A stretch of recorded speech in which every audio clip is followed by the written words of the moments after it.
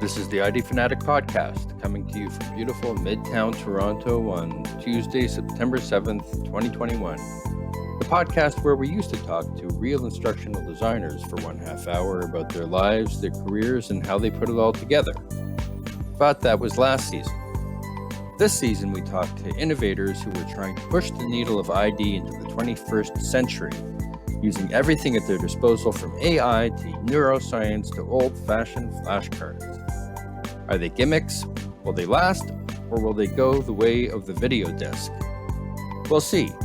But on the way, get ready to get hot and heavy about things like wobble boards, internal audio loops, and back prop. My first guest is kind of a pioneer. He couldn't wait for AI to bring in an age of personalized learning, so he jumped the gun, using the tools at hand, including layered slides and an unlimited supply of variables, to create something he calls learner intelligence, which he promotes on his website, learnerintelligence.org. There you can find loads of free blogs on the subject, and you can even download his code. He's been doing this for his followers and for the company he works for 15 years. Why? Because he's a hell of a guy. So without further ado, let's listen in to my candid conversation with Domenic Caloia of Palm Beach, Florida. Of Palm Beach, Florida. Not Palm Springs, Palm Beach. Sorry. So I was looking at your background. You started off in IT, it looks like, and then you went into technology training and then into sales training and then continued in there.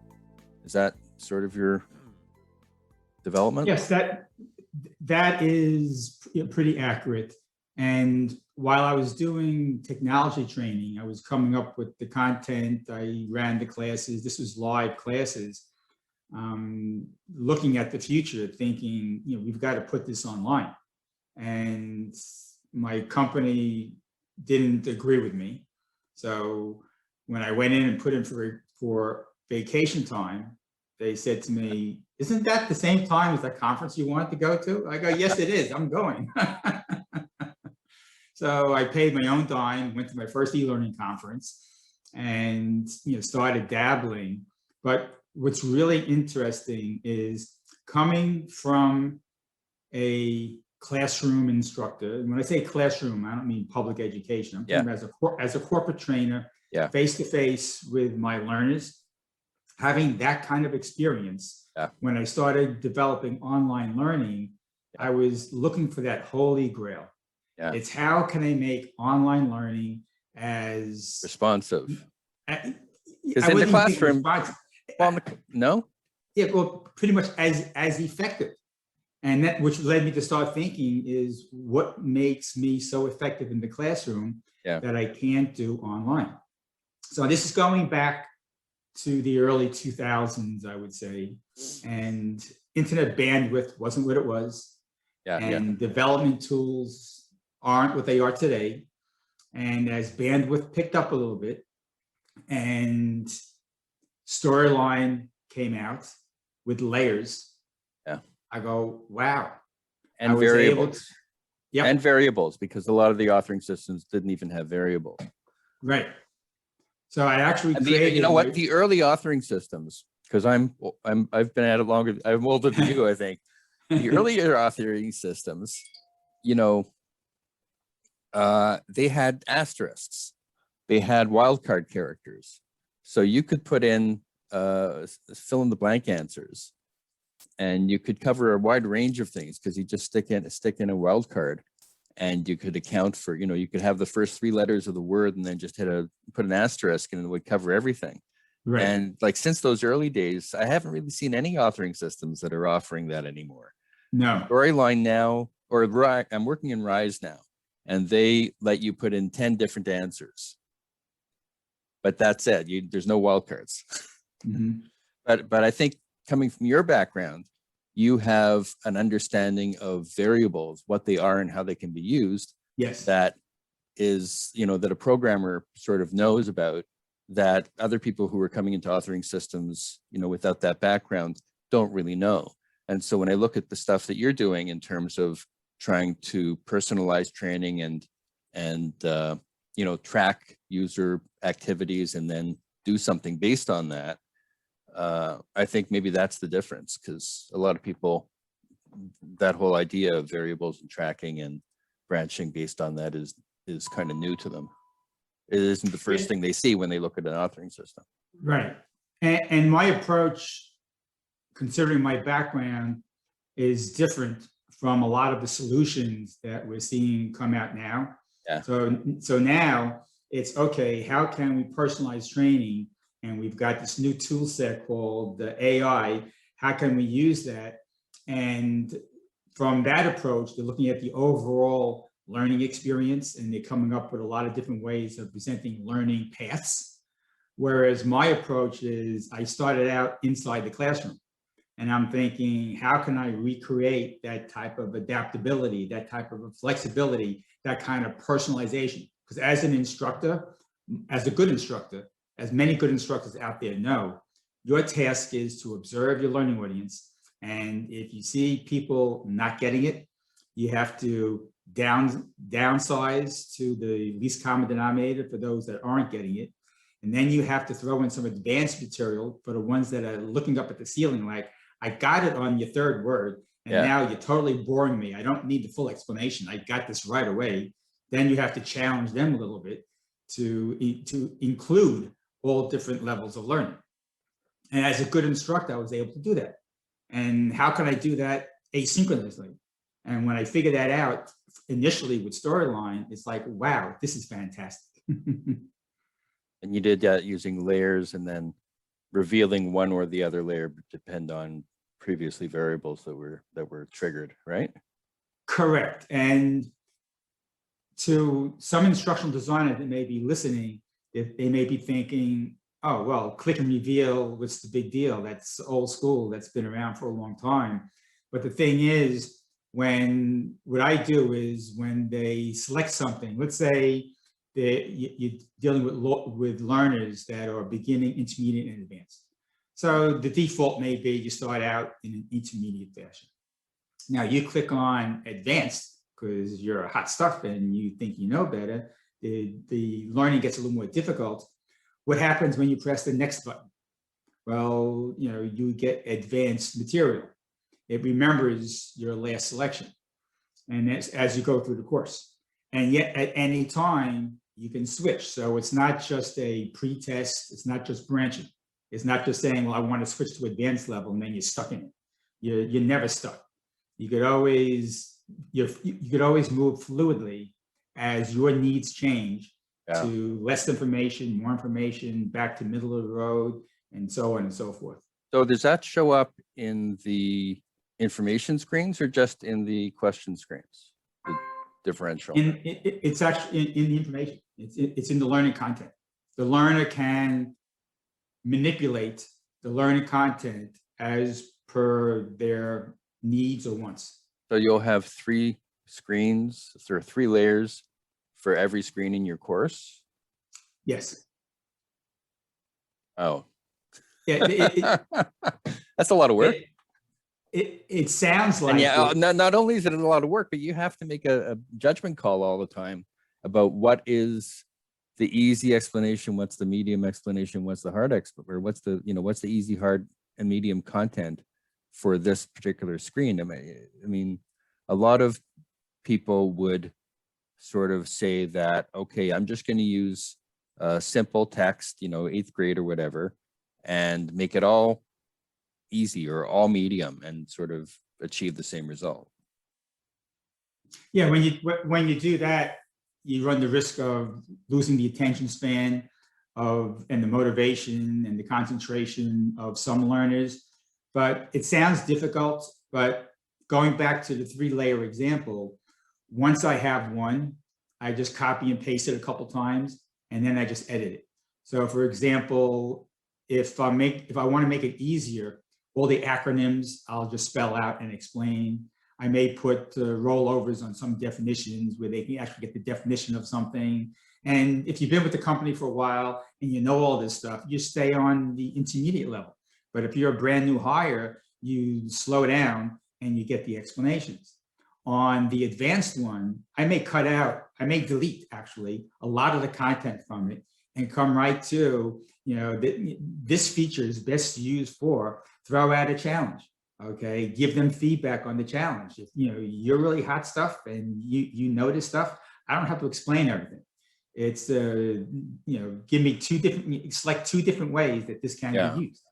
So you might have maybe 3 screens for them instead of just one screen, whereas the other ones just get one screen, or does everybody get one screen? No, you have the design has total flexibility. So you can put a lot more content on one layer than you would put on another layer. A lot, you could switch it up to. As a matter of fact, we're talking about content now, but let's say you were dealing with different learning styles. So I'll have one layer throughout the course dedicated to text. I'll have another layer that has the exact same text, but in a video format. So there's a SME actually discussing it and explaining it. Then I'll have another layer that has engagements and interactions on it. So it's you try this out and you see if you could find the right combination. And every time they click, they're going to get feedback. This is not right, and this is why it's not right. And they learn by experimenting. And it's not limited to 3. You could have more layers than just 3. But I'm going to say a word and you can give me your response. Deadlines. And my response is quality. Okay, and that's a challenge in any company. Do I need to, if I'm rushing to make a deadline, quality drops. If I want higher return on investment and more results. So for example, if I'm doing sales training, the ultimate goal of sales training is to increase sales and generate money. So if you have to give me more time and pay me more money to get better sales training, I'm going to bring you back more sales. What do you think about this? If you have to give me an assistant instead of asking somebody and double up on my staff, what level are you? Okay, I'm going to get you more sales. Just start everybody at the medium level. Then based on their responses, shoot them up or down in the background. Now, what's interesting about that is it's reactive. Okay, until the learner does something and some data has been accumulated, the decision-making mechanisms can't make any decision as to how to change the course of the content. There's no recommendations to make. But the only thing you're deciding is what to present next. Right. There's only one decision being made. Right. So what I do is I don't make any decisions beforehand. I put the power in the hands of the learner and let them choose what they want. So for example, if I'm going along nice and smooth with the course and someone comes in and asks me a question that really I never really thought about that. And now I've got a totally different mindset because that's never been detected by the system that's monitoring it. The system's not going to know that my mindset has changed and my needs have changed.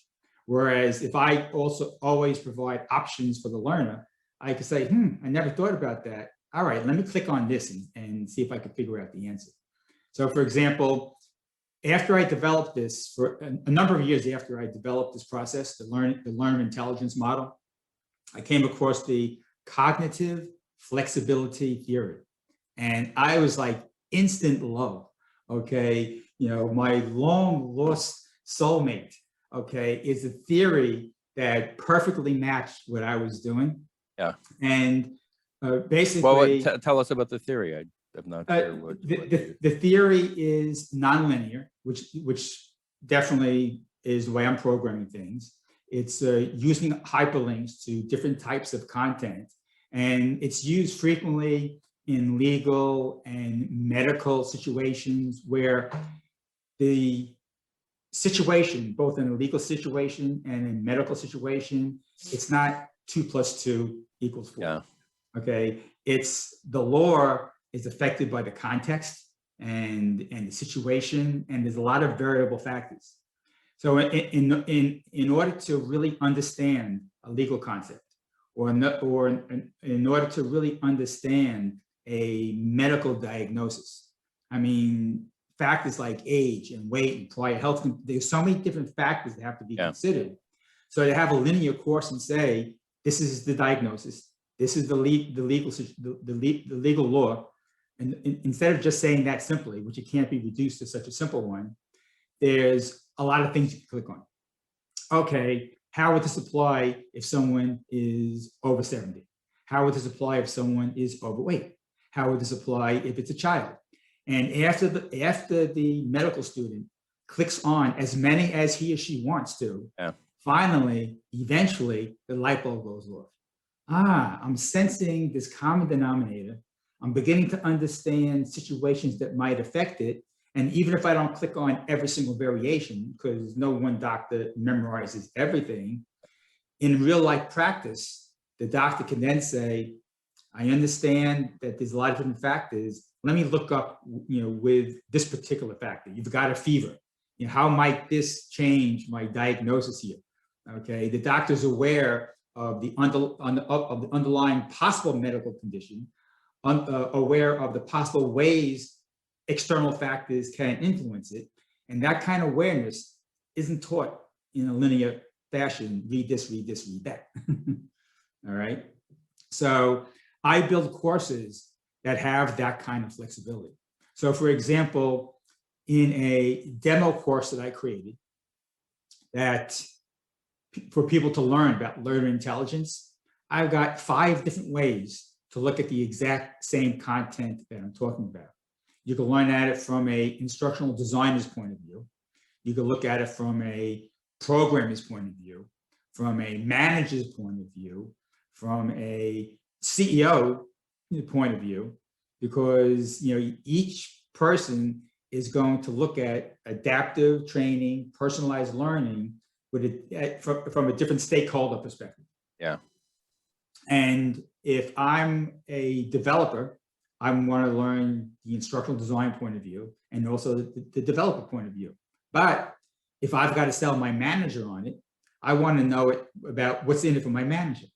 And if I know my manager has to sell it to executive level, I want to know with the executive level what their hotspots are.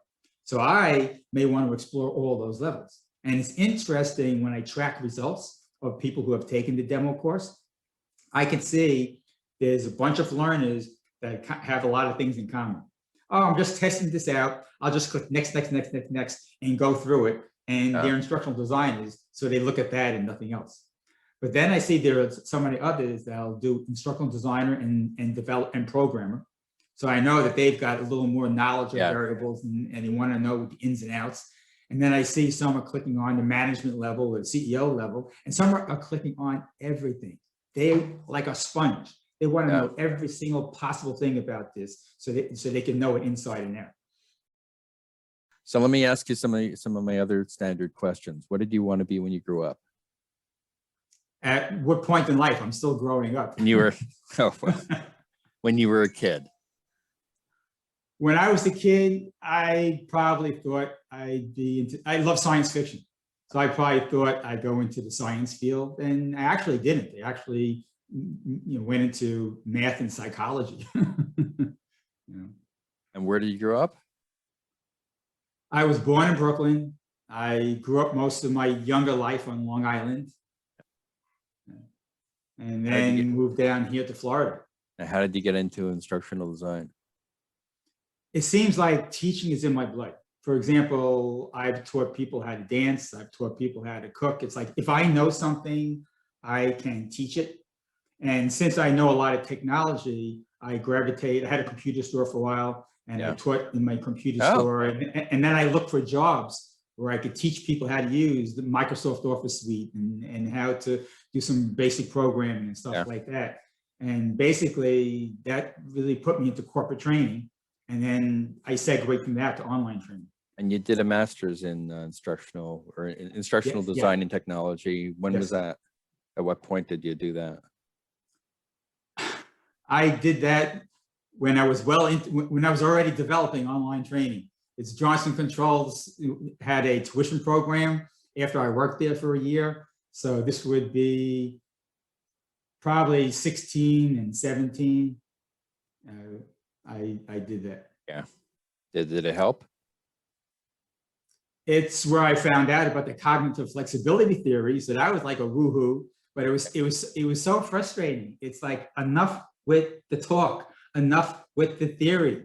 When are you going to do stuff? That's where I'm really going to shine. And the instructors didn't know a clue on how to do this stuff. Yeah. They just knew how to teach the theory. The program I did was at Sheridan College. There's a guy who, Bob Jones, I'll shout out to him.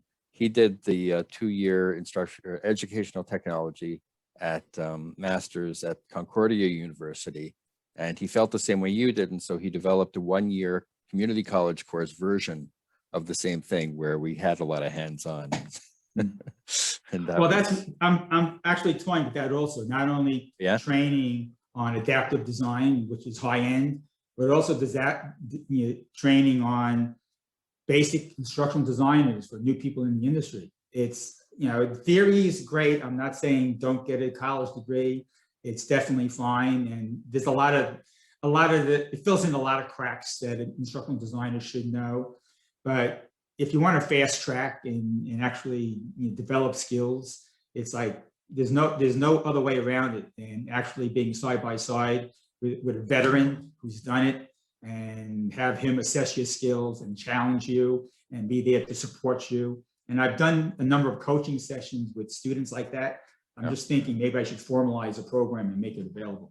And then my final standard question, what do you do to keep sane when you're not working? I watch movies. It's like one of the things that I do each night after a long day of using the brain is I want to turn something on, and I don't want things popping up on the TV screen where I put in my opinion, where I chat with others. This is mindless, dead stuff. Okay. Give me a gun. I'm out there saving the world. I'm in a spaceship. I'm back in an old Western riding a horse. It's like, I don't have to think about anything. And I love being the hero at the end of the day that gets the girl, that saves the world. That's my way of relaxing and unwinding. All right. So if I'm going to put this all together, there's one last thing we have to do. It's a 10-question survey that I stole from the Actor Studio TV show. Did you ever see that? No. He interviewed, James Levine interviewed some famous actor who graduated from the Actor Studio in New York and then became famous. And then he comes back, and in front of the whole student body, they have a little interview, and he asks these 10 questions at the end. So you want to go quickly go through them? Okay, why not? If the audience laughs at me, that's cool. I could take it. What is your favorite word? My favorite word? Supercalifragilisticexpialidocious. It might as well make it a big one, right? What is your least favorite word? My least favorite word? Failure. Failure is not an option. What turns you on creatively, spiritually, or emotionally? Spiritually, my faith as a Christian is, really, I don't understand how people deal with some of the challenges in life without a strong faith. So, that's a blessing in my life. What turns you off? About what? Creatively, spiritually, or emotionally? What turns me off? Closed-minded people that just won't even discuss another way of doing things. It's like, whatever, I throw my hands up, it's end of conversation. What's your favorite curse word? You're going to tell me you don't curse. Shoot. I can say that on air, right? You can say it. We're in a podcast. You can say anything on it. Oh, shoot. Did I just do this? The funny thing here is, if I have time. Yeah. Growing up as a young boy, I idolized my father, as many young boys who have fathers do. And we went to pick up my father. I went with my father to the garage to pick up the car after being repaired.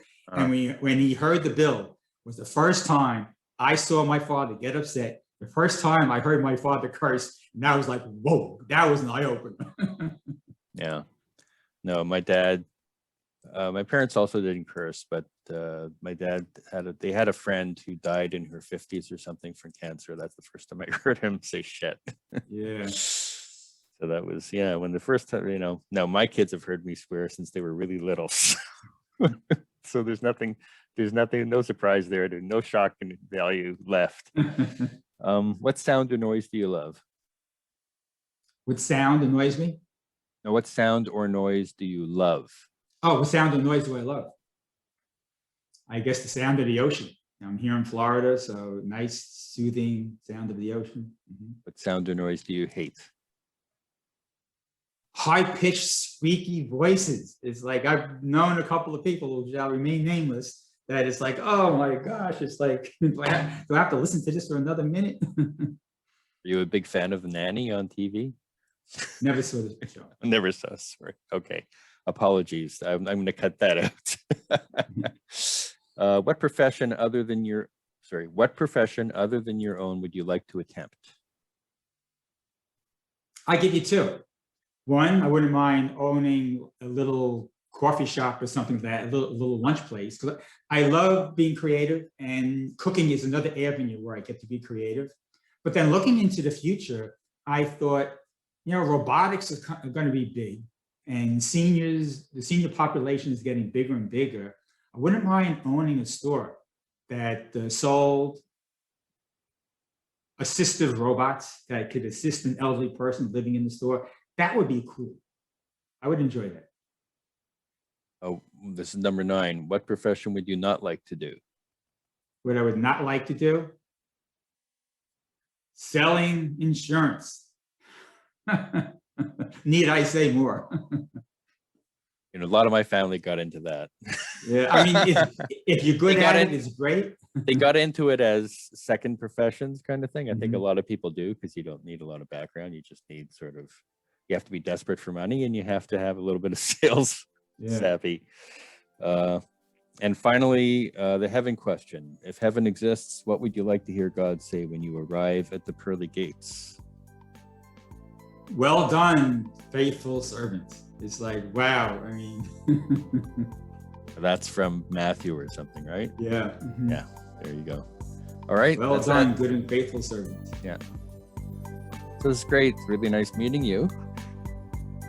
And you too. I had fun, and I had checked out, your blog and stuff like that. And it's like, this guy is an intelligent guy. He's got some good ideas. So when you reached out to me on LinkedIn, I go, sure, let's meet. Good luck with your work. I've had a couple. The ID Fanatic Podcast drops every Tuesday at noon. I invite you to join my LinkedIn page, ID Fanatic, for updates, the blog, and links to many free online events of interest to instructional designers. I myself will be speaking at the Learning Guild Conference in Orlando in November, Learning 2021, so I hope to meet some of you there. I also invite you to subscribe where you get your podcasts and leave a review on Apple or Podbean. It really helps the show. You can contact me, Mitch Moldovsky, on LinkedIn, and I hope that you and yours have a totally awesome week. Bye, bye, bye.